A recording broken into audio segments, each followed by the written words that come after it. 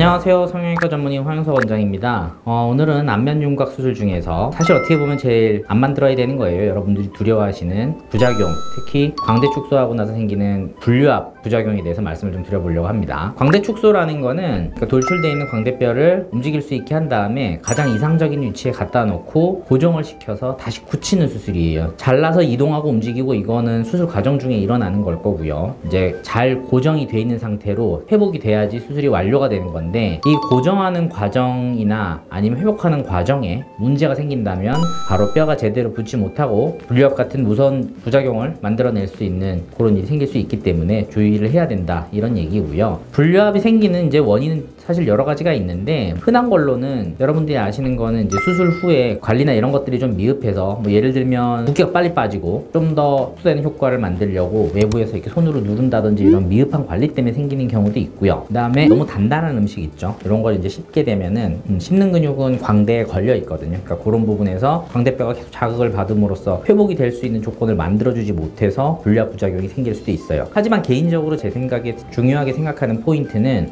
어차피 수술이라는 게 시행되고 난 이후에는 환자분들이 일상적인 생활을 할 수가 있어야 되거든요. 그러니까 베개를 베고 잘 때 옆으로 이렇게 살짝 뒤척이는 정도의 작은 충격에 의해서도 이런 고정 같은 부분들이 문제가 생기고 분류압이 생긴다 그러면 고정 자체를 좀 더 단단하게 해서 해결을 해줘야 되는 게 맞지 않나, 이렇게 생각을 하기 때문에 결국에는 수술 자체의 고정력이 약하면 분류압이 생길 수도 있어요. 사실 이제 뭐 관리나 이런 거는 수술 후에 환자분들이 하셔야 되는 거고, 그거 말고 이제 수술 자체의 문제에 의해서 생기는 거는 의사들이 좀 더 노력을 해야겠죠. 분류압 부작용을 해결하기 위해서 수술 중에 의사들이 신경 써야 되는 부분은, 첫 번째로는 고정 자체를 단단하게 잘 해야 돼요. 그러니까 그러기 위해서는 과거에 사용됐던, 그러니까 철사를 이용해서 고정한다든지 이런 건 고정력이 약하기 때문에 최근에는 거의 쓰지 않고 있고요. 그 다음에 고정 자체를 아예 안 하고 하는 수술 방법도 있어요. 그러니까 그것도 저는 개인적으로는 옳은 방법은 아니라고 생각을 해요. 그리고 핀 같은 경우에도 플레이트라 그러죠. 이것도 금속성 물질이 아닌 녹는 플레이트를 한때 많이 썼었는데, 수술 후에 몸 속에서 자연스럽게 녹아서 없어진다는 부분에서는 분명한 장점이 될 수 있겠지만, 1차적인 목표는 뼈가 잘 굳고 확실하게 회복하는 게 더 중요하기 때문에 저는 개인적으로 이런 부분에서 타협한다는 건 좋은 생각이 아니라고 보기 때문에 녹는 핀을 쓰는 것도 저는 썩 좋게 생각하지는 않아요. 그러니까 수술 직후에는 일단은 단단한 고정으로 잘 회복하는 게 중요하다고 생각하기 때문에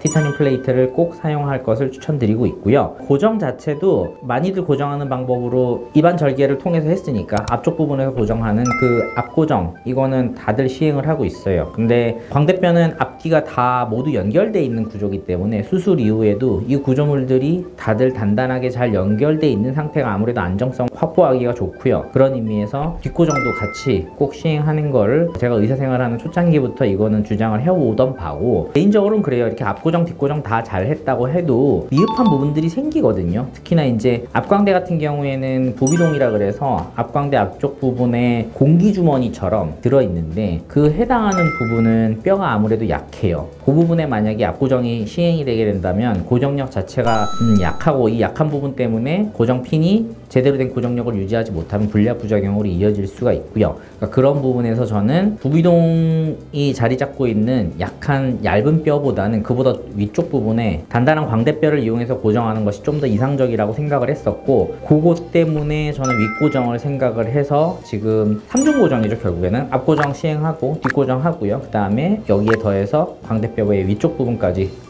3중으로 단단하게 고정해서 분류압이 안 생기게 하는 형태로 수술을 시행을 하고 있습니다. 그러면 수술 후에 우리가 분류압을 어떻게 진단을 해낼 수 있을지, 물론 당연히 CT를 찍어보면 제일 확실하게 알 수가 있어요. 뼈의 단면적의 접합 정도나 그 다음에 핀의 고정, 이런 거를 잘 보면 이 분류압을 체크를 할 수 있는데, 환자분들이 이거를 병원에 와서 매번 CT 찍어가면서 확인할 수는 없잖아요. 그러니까 바깥에서 이 부분을 확인할 수 있는 방법이, 일단은 고정 자체가 잘못되고 움직임이 생기기 시작하면은 고정핀 핀이 움직이거든요. 그러면은 달그락달그락 거리는 느낌이라든지 뼈랑 고정핀 사이에서 이게 움직이는 이 느낌이 나기 시작해요. 그리고 통증이 있을 수 있고요. 옛날하고 다르게 뭐 이렇게 처지는 듯한 느낌이라든지 뼈가 움직이는 듯한 느낌, 이런 게 나면은 한 번쯤 의심을 해봐야 된다라고 생각하시면 되고, 그 다음에 한 가지 주의하셔야 되는 게, 뼈를 이동해서 겹쳐서 회전시키고 돌리고 이런 식으로 뭔가 조작을 가해서 광대를 작게 만들어 놓는 거잖아요. 그러니까 단순하게 손으로 만졌을 때